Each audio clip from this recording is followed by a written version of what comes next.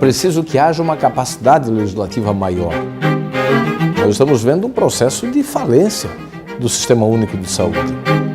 Então nós precisamos desconcentrar o dinheiro e o poder de legislar.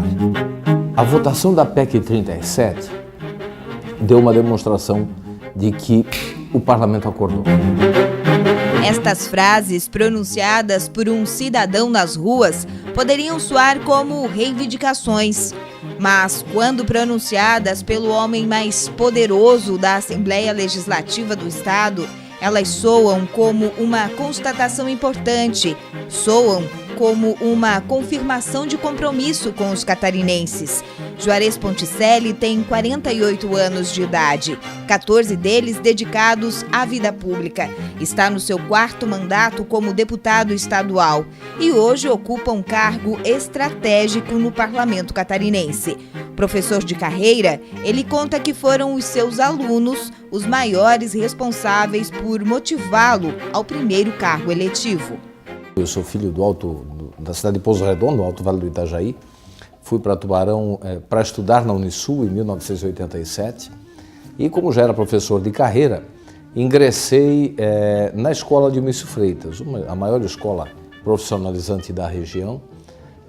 Cheguei à direção daquela escola, fundei uma cooperativa de alunos e consegui me destacar na atuação profissional. Aí, motivado pelos alunos, por colegas professores, em 1996 resolvi ser candidato a vereador. Tive uma eleição difícil, diferente, porque a minha candidatura foi impugnada sob a alegação de que eu havia me desincompatibilizado do cargo fora de prazo, o que não havia acontecido.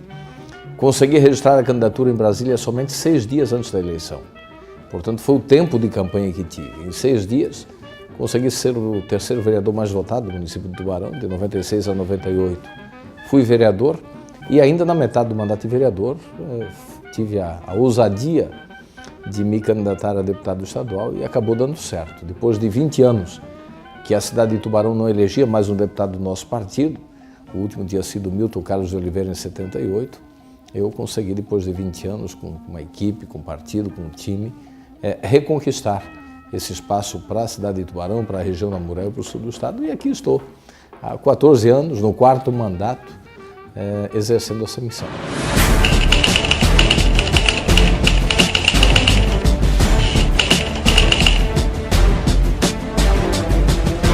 Na Assembleia Legislativa, Ponticelli já foi líder do governo, líder da bancada, membro da Corregedoria, membro de comissões importantes como a de Constituição e Justiça, Educação, Cultura e Desporto e também da Comissão de Turismo e Economia. Também já foi presidente da União Nacional dos Legisladores e Legislativos Estaduais e da Escola do Legislativo, além de ter sido o primeiro secretário e depois vice-presidente do Bloco Brasileiro da União de Parlamentares no Mercosul. Agora, no cargo mais importante do parlamento catarinense, Ponticelli fala sobre os desafios da vida pública, especialmente neste momento político pelo qual passa o Brasil. São muitos, especialmente a partir dos últimos 10 dias. Nós estamos vivendo um momento extremamente rico de confirmação da nossa democracia, mas de construção de uma nova etapa. O desafio maior é dar as respostas com a rapidez que a sociedade está exigindo nas ruas agora, porque o Poder Legislativo às vezes frustra muito pela incapacidade de dar essas respostas em curto espaço de tempo. Especialmente o Legislativo Estadual. Eu dirigi a nossa Associação de Parlamentares e de Assembleias do Brasil. A nossa dificuldade maior é que a maior capacidade legislativa do Brasil está concentrada nas mãos do Congresso Nacional. Nós temos pouco poder de iniciativa. A iniciativa do deputado parlamentar no campo legislativo se restringe a declarar entidades de utilidade pública, a denominar escolas e rodovias quando elas acontecem e a homenagear pessoas. O restante nós só podemos fazer indicações que geralmente não são acolhidas. Então, é preciso que haja uma capacidade legislativa maior. e especialmente que seja desconcentrada essa capacidade legislativa do Congresso Nacional para estados, porque nós estamos mais próximos dos problemas e, por consequência, das soluções. Se tivéssemos mais poder de legislar aqui na Assembleia, por exemplo, nas questões da saúde, nós estamos vendo um processo de falência do Sistema Único de Saúde, por falta de financiamento, por falta de recursos. Por quê? Porque o governo federal, que deveria aportar 10% da sua receita em saúde, não está fazendo. E aí a gente está vendo estados investirem mais que 12%, que é a sua obrigação, municípios mais que 15%, que é a sua obrigação, e mesmo assim o problema se agrava. Por quê? Porque a grande concentração de recursos está nas mãos do governo federal. Então nós precisamos desconcentrar o dinheiro e o poder de legislar, dar mais autonomia aos estados, revisar ou reconstruir, porque na verdade não existe mais uma federação. O Pacto Federativo está destruído, porque a União chamou para si todo o dinheiro, todo o poder decisório. O Congresso Nacional chamou para si todo o poder legislativo. E os governos estaduais e municipais ficaram engessados, com pouco dinheiro, uma vez que mais de 70% de tudo que se arrecada está lá, e com todos os problemas para resolver. A sociedade, a população grita, clama pela solução das demandas, mas Brasília está muito longe para ouvir. Então a gente acaba ouvindo aqui, mas fica frustrado quando não consegue, pela falta de poder decisório, pela falta de recursos, pela falta de poder legislativo, quando não consegue dar essas respostas que a população espera.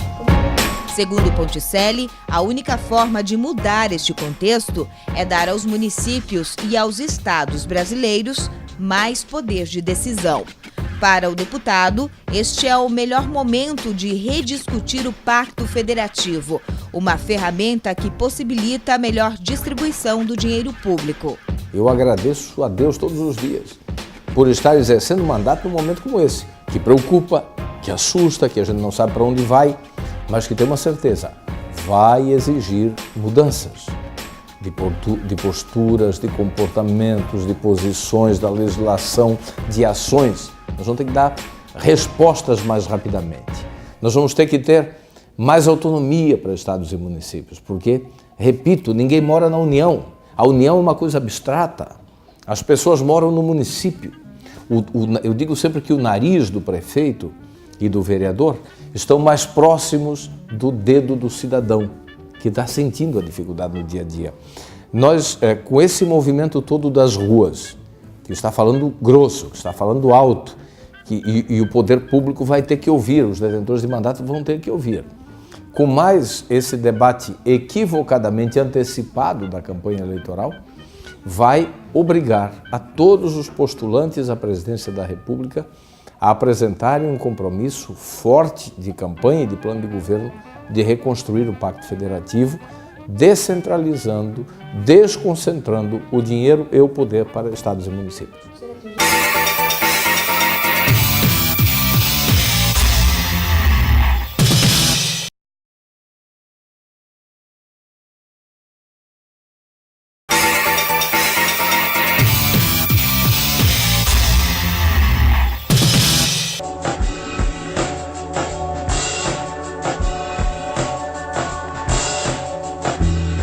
O Legislativo, onde atuam os deputados, tem a função de representar o povo. A principal atribuição ao Poder Legislativo é criar leis que visem organizar a sociedade e beneficiar os cidadãos. Um sistema criado para defender e assegurar melhores condições de vida à população brasileira. É também função dos deputados fiscalizar e controlar os atos dos poderes executivo e judiciário. O parlamento catarinense existe há 179 anos e guarda em sua memória muitas conquistas. Atualmente, a Assembleia Legislativa de Santa Catarina possui 40 deputados estaduais eleitos pelo voto direto. Os trabalhos legislativos são coordenados pela mesa diretora, composta pelo presidente, 2 vices e 4 secretários. Como presidente do parlamento, Juarez Ponticelli ocupa um lugar politicamente estratégico. Sobre a representatividade no legislativo brasileiro, Ponticelli avalia que os deputados precisam se impor mais, inclusive com a reforma política tão reivindicada nas ruas atualmente. Eu tenho, ao todo, 16 anos de mandato. Há mais de 20 anos que milito na política, eu ouço dizer que a reforma política é a prioridade. Só que ela nunca acontece. Me parece que há uma amnésia coletiva no Congresso Nacional que não faz a reforma. E não é nem falta de vontade de senadores e deputados federais individualmente. É a instituição como um todo que não dá essa resposta. Por quê? Porque o Poder Legislativo Nacional está curvado às vontades do Executivo. A verdade é que o Legislativo não se impõe. A verdade é que o Legislativo não define a sua pauta, a sua agenda. Me parece que o Legislativo, enquanto instituição, ainda não compreendeu a proposta de Montesquieu quando fez essa distribuição do poder entre os entes, o Judiciário, o Executivo e o Legislativo. Se você observar o que o Lúcio Costa e o Oscar Niemeyer fizeram em Brasília, eles deram uma demonstração de que compreenderam bem essa distribuição. Tanto que o Poder Legislativo está num plano ligeiramente mais elevado que os demais. Por quê? Porque é o poder mais legítimo de todos. É o poder que emana do povo. É o poder da representação. Aqui se reúnem os diferentes pensamentos da sociedade. Isso aqui não é uma casa de unanimidade. Isso aqui não é uma casa de consenso, é de dissenso. É uma casa de debate. É uma casa de diferentes. Por isso é chamada de Casa do Povo, porque aqui se reúnem os principais pensamentos da sociedade. Entre as prioridades para este mandato, Ponticelli tem projetos importantes, como a indicação que propõe ao Executivo projeto de lei que determine que os motoristas catarinenses sejam notificados pelo Detran com 60 dias de antecedência sobre o vencimento da Carteira Nacional de Habilitação. Olha, nós já fizemos 4 tentativas aqui de propor uma lei que obrigue o Detran a comunicar 60 dias antes ao motorista que a sua carteira está prestes a vencer. Eu próprio já fui surpreendido dirigindo com a carteira vencida. Não por displicência, mas é porque, como a carteira tem prazo de validade de 5 anos, você não fica com ela na mão todo dia verificando qual é o prazo de validade. Né? É comum você ouvir depoimentos de pessoas que souberam que a carteira estava vencida quando foram paradas numa blitz, por exemplo, né? Ou que por acaso descobriram. Pessoas que às vezes transitavam há mais de ano com a carteira vencida. Então, o custo disso é insignificante. Eu não consigo entender por que isso não aconteceu até hoje. Tratei com o secretário Gruber, com o governador Raimundo Colombo, que determinaram já a elaboração de um projeto de lei, fazendo com que o Detran, 60 dias antes, emita um comunicado. O custo vai ser de um selo, porque o Detran já tem todas essas informações. Tem um banco de dados muito eficiente, tanto que quando você é multado, se demorar para chegar em casa, a multa chega antes. Né? Se você estiver muito longe de casa, é possível que a comunicação da multa chegue antes do que você próprio. Então, veja que há um sistema de informação para isso e nós precisamos que o Detran não só comunique, como indique o local já pelo endereço que tem a delegacia mais próxima e, se possível, que agende o horário já para o cidadão ir lá cuidar da revalidação da sua carteira de habilitação. Outro projeto proposto por Juarez Ponticelli pretende diminuir a tributação de produtos que frequentemente são pirateados no estado. Segundo ele, o projeto de lei será uma ferramenta importante no combate à pirataria em Santa Catarina. Não é possível nós continuarmos assistindo uma concorrência desonesta, desleal, injusta do comerciante estabelecido regularmente, que paga os seus tributos em dia, que gera emprego e renda formalmente, com carteira assinada, com todas as garantias sociais que isso deve gerar, competindo com aquele que traz um produto pirateado, contrabandeado, que não paga nenhum tributo, que não gera nenhum emprego formal. A proposta é a seguinte: uma empresa, um estabelecimento flagrado vendendo produto contrabandeado, vai receber no primeiro momento uma multa.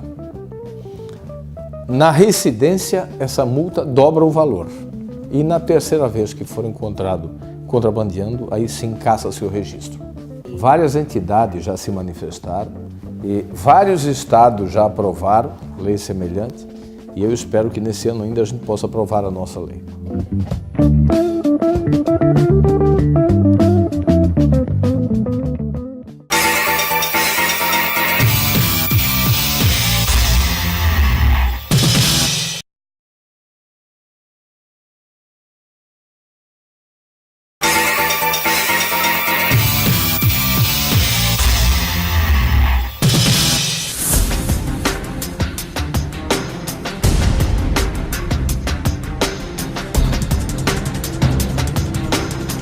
Entre as discussões estratégicas enquanto presidente da Assembleia Legislativa de Santa Catarina, Juarez Ponticelli foi um dos articuladores da proposta que criou o Fundo Estadual de Apoio aos Municípios.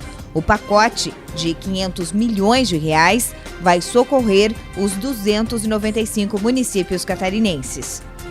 Nós falamos logo no início do programa que estados e municípios estão caminhando a passos largos para a falência, por conta dessa concentração absurda do dinheiro em Brasília que falta nos cofres de estados e municípios para atender as suas demandas.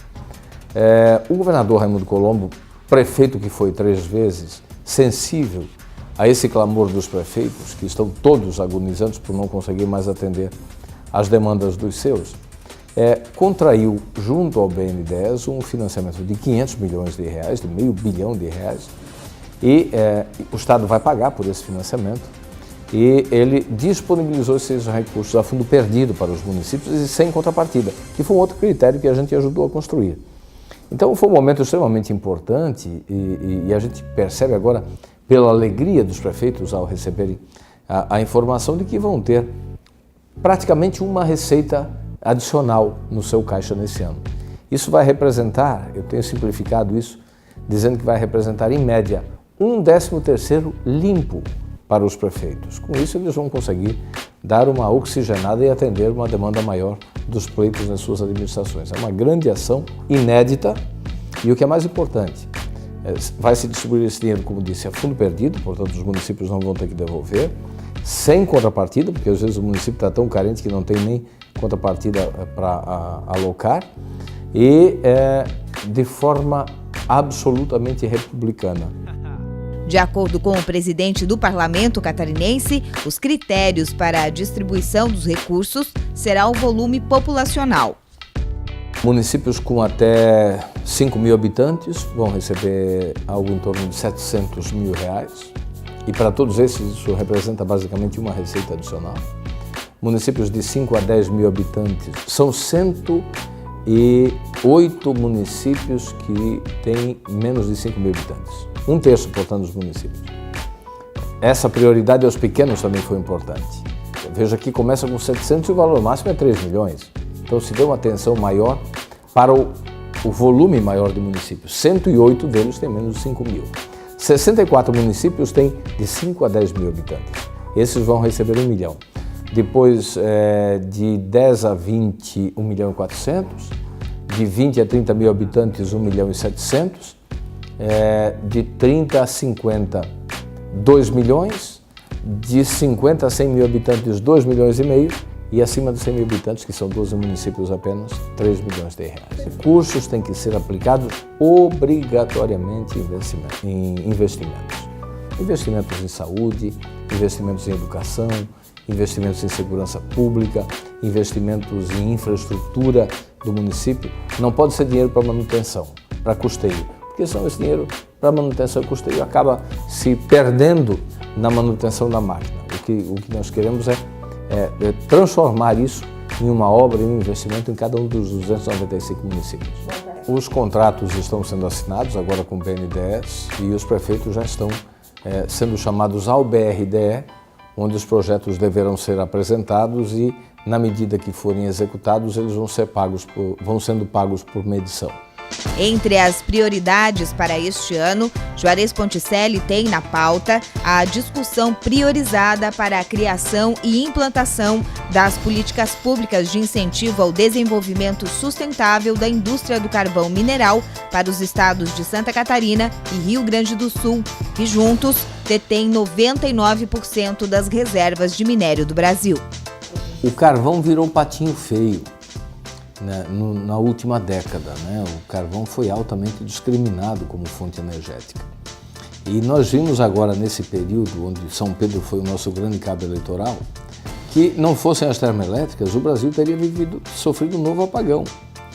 Infelizmente, nós não podemos depender apenas da energia que vem das hidrelétricas ou eólicas ou dessas fontes renováveis. As fontes renováveis têm que ser ampliadas, nós precisamos ampliar cada vez mais a nossa matriz nesse setor, mas também precisamos de segurança energética.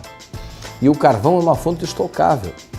Além disso, a evolução tecnológica para a exploração e utilização do carvão como fonte energética melhorou muito.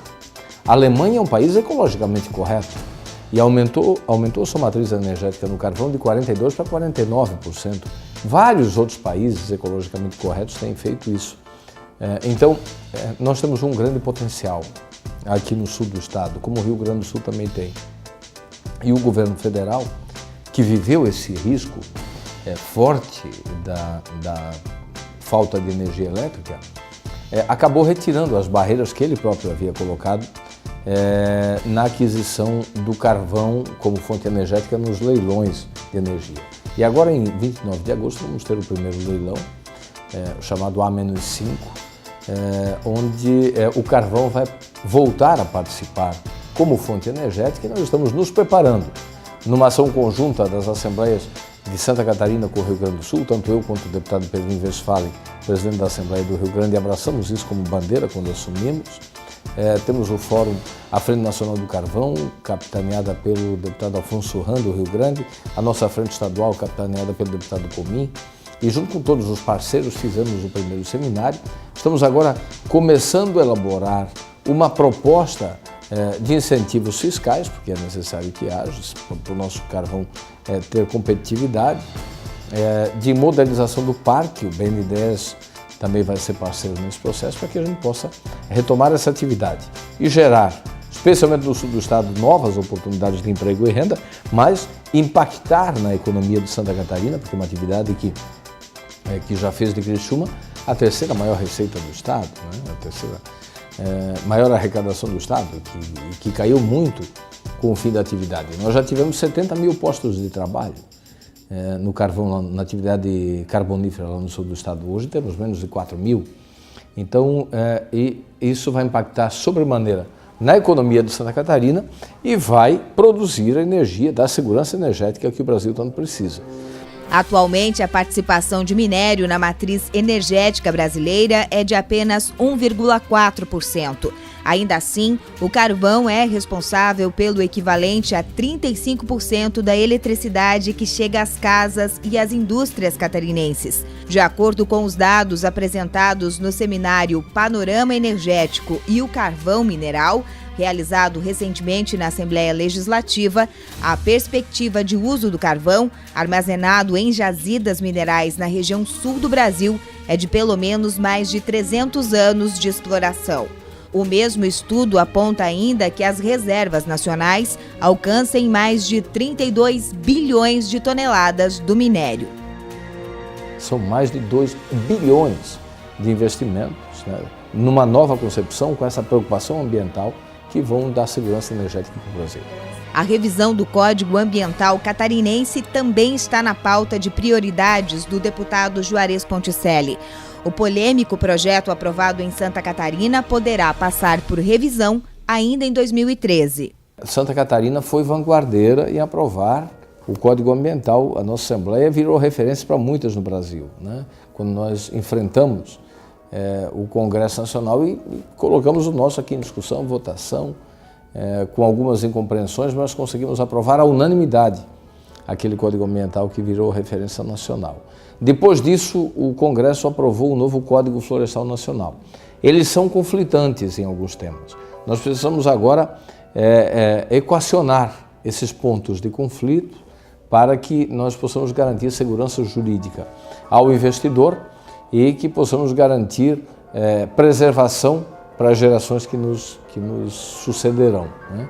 Eu tenho filhos também, tenho essa preocupação com ele, com os meus netos que virão daqui a pouco, né? Nós temos o dever de zelar e de preservar. E isso é possível, compatibilizar progresso com desenvolvimento é possível sim. Por isso nós vamos fazer agora essa frente comandada pelo deputado Titon, já estamos trabalhando nela e pretendemos até metade do segundo semestre ter revisada e atualizada essa legislação. Diante de tantos projetos e desafios, perguntamos ao presidente da Assembleia Legislativa de Santa Catarina se 4 anos de mandato parlamentar serão suficientes para colocar tudo em prática. Olha, força, trabalho, esperança, oração, dedicação para isso não faltarão, pode ter certeza. Todos nós precisamos ouvir mais. Os nossos ouvidos precisam estar mais próximos da boca do cidadão. Nós precisamos voltar a nos encontrar com o povo. O detentor de mandato se afastou muito da população.